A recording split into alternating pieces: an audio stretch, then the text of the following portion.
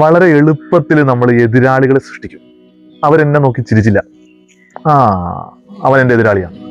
ചിലപ്പോൾ നമ്മുടെ കൂട്ടത്തിൽ നടന്നിട്ടുള്ള ഒത്തിരി അനുഭവങ്ങൾ ഉണ്ടാവും. ഒരു സമയത്തൊന്നും മൈൻഡ് ചെയ്തില്ല. അവിടെ വെച്ച് എനിക്കിഷ്ടമില്ലാത്തൊരു അഭിപ്രായം അവൻ പറഞ്ഞു, എനിക്ക് താല്പര്യമില്ലാത്ത ഒരാളെ അയാൾ പിന്തുണച്ചു. നമ്മൾ വളരെ പെട്ടെന്ന് എതിരാളികളാക്കി കളയും. ഇന്നത്തെ വചനഭാഗത്തിലും ശിഷ്യന്മാര് ഒരു മനുഷ്യനെ എതിരാളിയാക്കിയാണ്. നമ്മളെ അനുഗമിക്കണില്ല, എതിരാളിയാക്കിയേക്കാം. അവിടെയാണ് ഈശോ പറയണത്, അവൻ എതിരാളിയല്ല, അവൻ നമ്മുടെ പക്ഷത്തുള്ളതാണ്.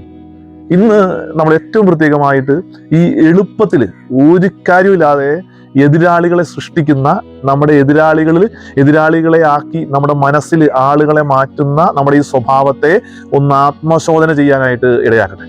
അത്ര പെട്ടെന്നൊന്നും അവരാരും നമ്മുടെ എതിരാളികളല്ലെന്നേ. നമ്മുടെ മനസ്സിൽ അതൊക്കെ അങ്ങനെ സൃഷ്ടിച്ച് വരുത്തി തീർക്കുകയാണ് നമ്മൾ ചിലതൊക്കെ. അവർക്ക് ചിലപ്പോൾ ഈ സമയത്ത് അങ്ങനെ പറയാനായിരിക്കും തോന്നിയത്, നമ്മളെ എതിർക്കണമെന്ന് വിചാരിച്ചിട്ടായിരിക്കില്ല. അവരും വ്യത്യസ്തമായിട്ട് ചിന്തിക്കുന്നവരൊക്കെ അല്ലേന്നേ. അതിനെ അങ്ങനെയൊക്കെ കാണേണ്ട കാര്യമുള്ളൂ. അതിൻ്റെ അപ്പുറത്തേക്ക് എന്നെ കൈവാരിത്തേക്കാൻ വേണ്ടി, എന്നെ ഒറ്റപ്പെടുത്താൻ വേണ്ടി, എന്നെ തള്ളി പറയാൻ വേണ്ടിയാണ് അങ്ങനെ ചെയ്തതെന്നൊക്കെ ചിന്തിക്കുന്നത് വെറും ബാലിശമാണ്. എതിരാളികളെ സൃഷ്ടിക്കുന്ന നമ്മളുടെ മനോഭാവങ്ങൾക്ക് മാറ്റങ്ങൾ ഉണ്ടാവണേ.